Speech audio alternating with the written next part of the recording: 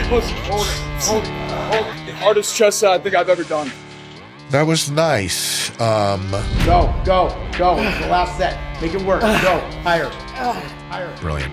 I love it. That's it. You feel that? Yeah. Midsection tight. Drive. Higher. Good. Now partials. Oh, those are brutal partials. Those are partials at the hardest part of the movement. That sucks. Amazing training. I need some rear delts. That's where I feel like you're lacking a bit. Okay. It's like almost like training calves. If you got weak calves, you should be doing them in the beginning of the workout. Hany, preach that fucking word.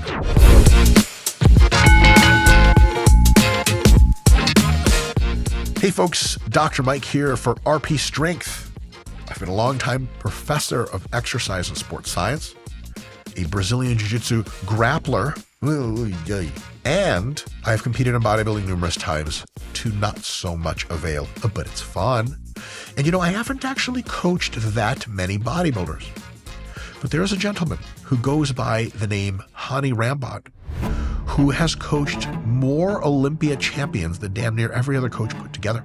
And today we're going to lens in on his training styles and see if we can pick a little bit of wisdom out of what he's doing so that you can take it for yourself and become a bit better of your best version of jacked, lean, tan, and kind to puppies, babies, and older people. That's right. Together. Slow. Slow. A Tren twin. Two. There are always two. Again.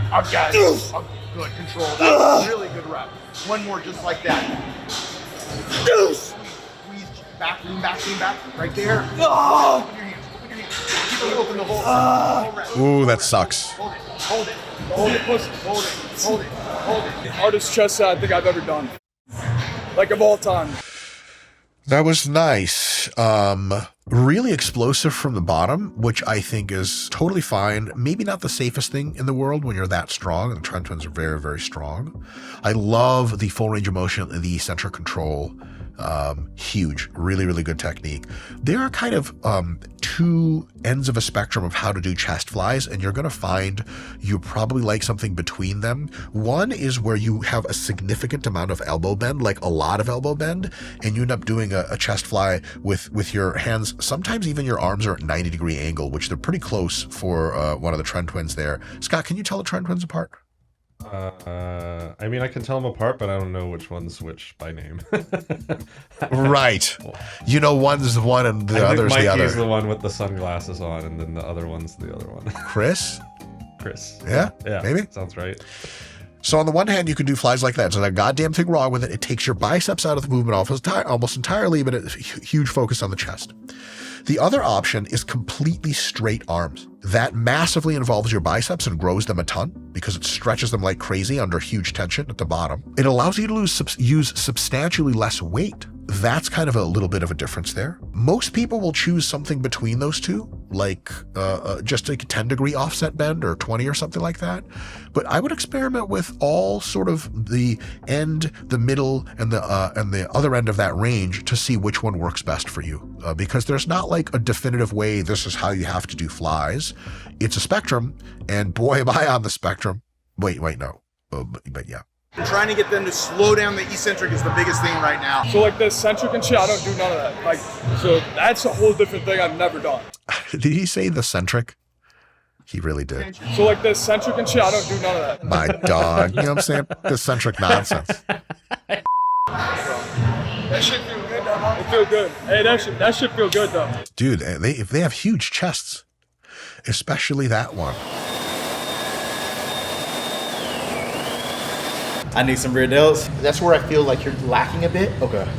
When you start to really organize the workout and you prioritize rear delt in the beginning, you're not tired like you would be.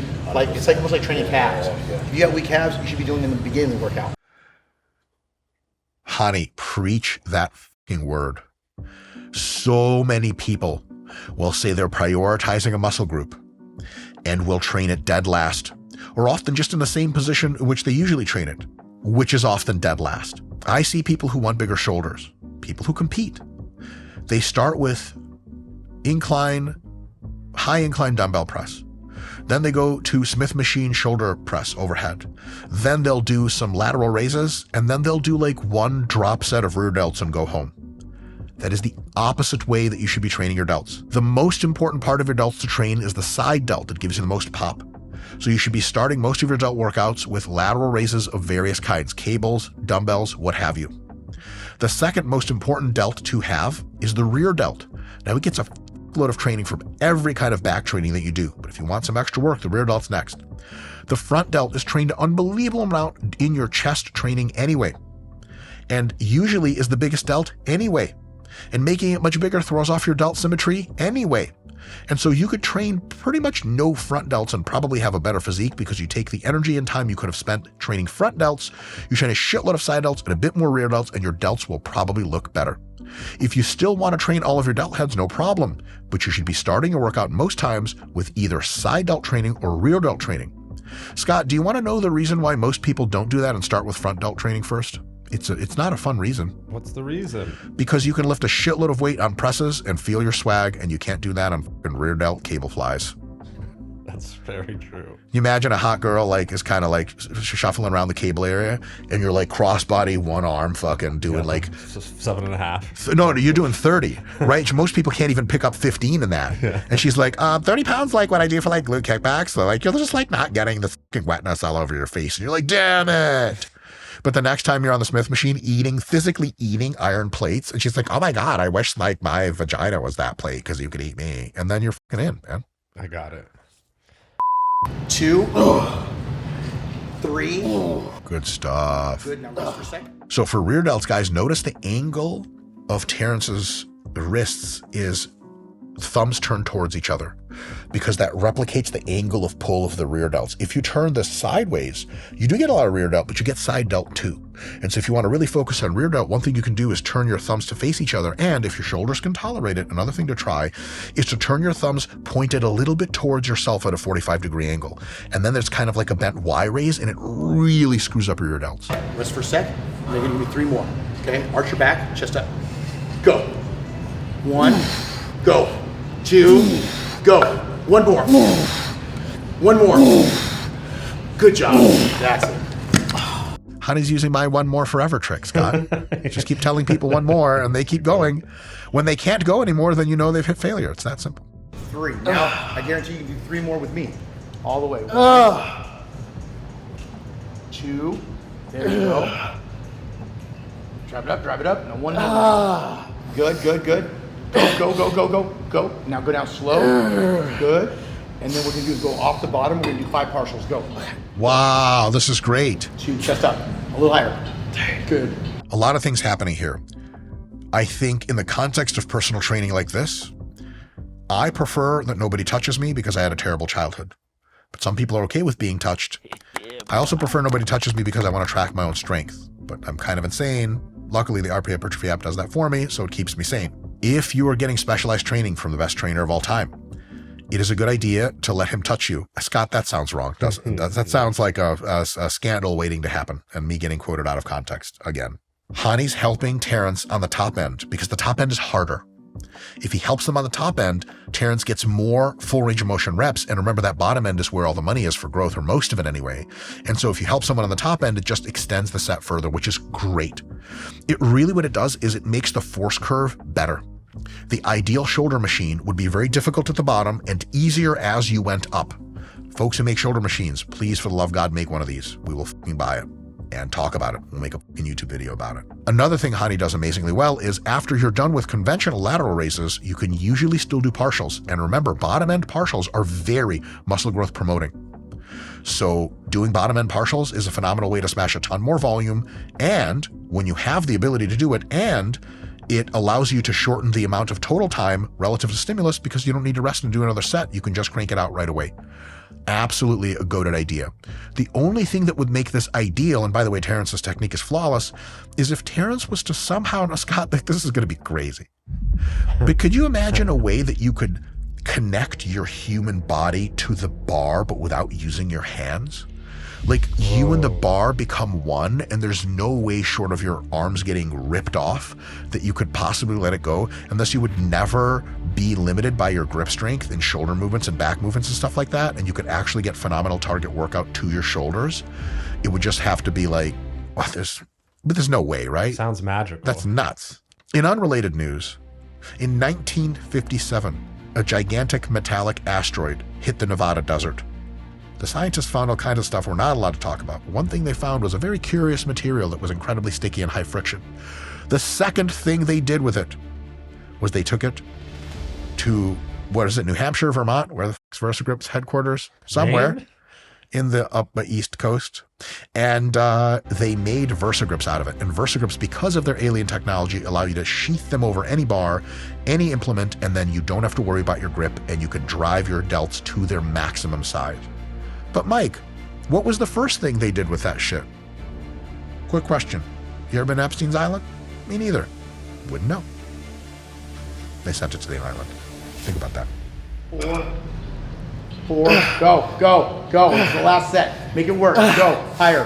Go, higher. Higher. Yeah. I love the cue higher, because Scott, you ever seen that you have people partials and then they just do these baby partials? Yes. You're like, I said partials doesn't mean a 16th rep. It means half. And that struggling to do that, like from that 30% to that 50% of the movement, oh my God, that's brutal. But it pays off with big shoulders. All right, what do we have here? We have one arm curls, dumbbell on a preacher bench. Excellent. Phenomenal technique.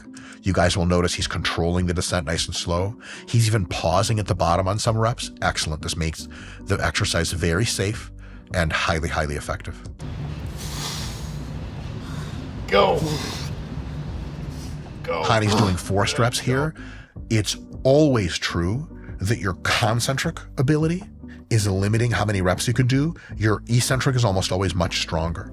So at the end of a set, when you can no longer do the concentric by yourself, if you have a close friend and you're willing to track this somehow, especially using the RP Hypertrophy app, just put a note on the top of the exercise, done with assistance on the top end, then what you can do is you control the eccentric yourself.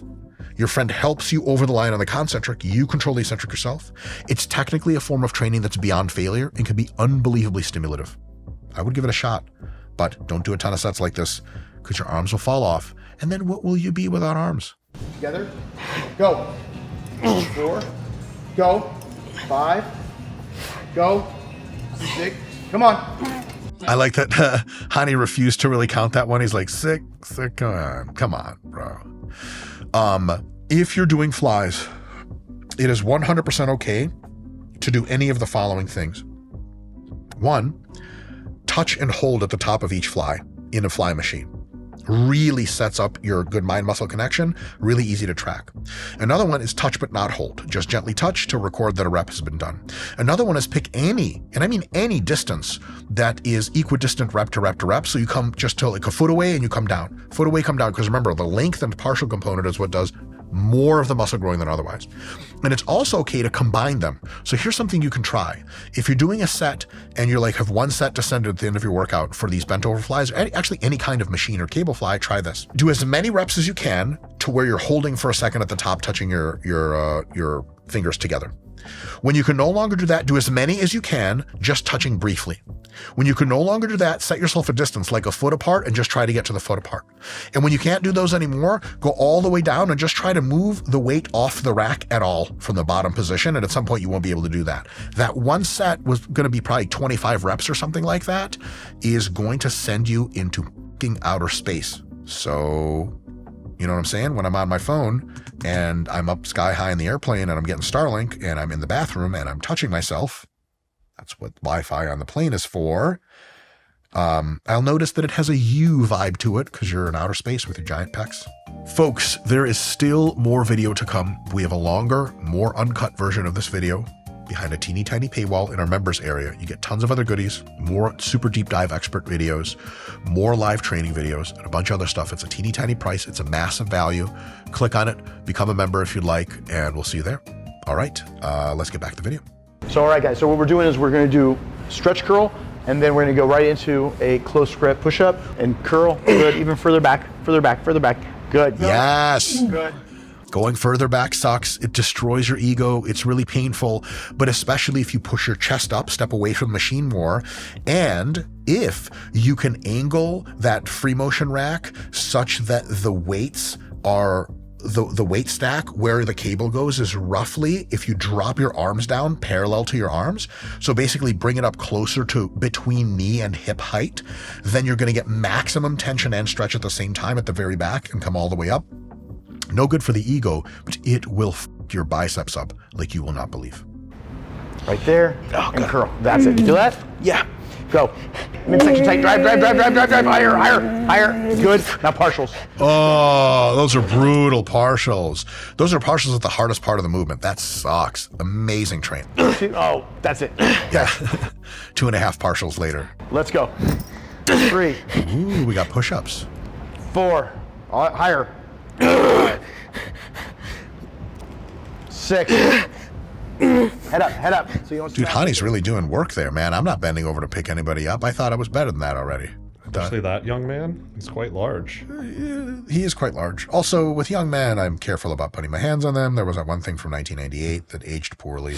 Google Usually it. you're not picking them up, you're pushing them down. You could say that. Is stepping... And never mind. Smash your face. Good. 2 more. Up. 1 more. Higher. Up. Hold it. Hold it. Oh, that's brutal. Come down slowly. Slow. Good. 1 more, just like that. Slow. That's it. My chest, my arms, the back. Whole body. He's dead. That's dope, man. It's a really cool thing that when you've done your last concentric on a rep, to bring that last eccentric down ultra slow. It's like you did all the work to get up there on the concentric. We know the eccentric it causes less nervous system fatigue per amount of force generated than the concentric, and you're really close to failure, so that last eccentric slow rep can be disproportionately muscle growth causing, and at the same time, disproportionately not as fatiguing to the nervous system. So what I would say is, if you're going to failure on most exercises, on any of the exercises that you can, like on leg presses, you can't do this because you can't get out of the machine afterwards.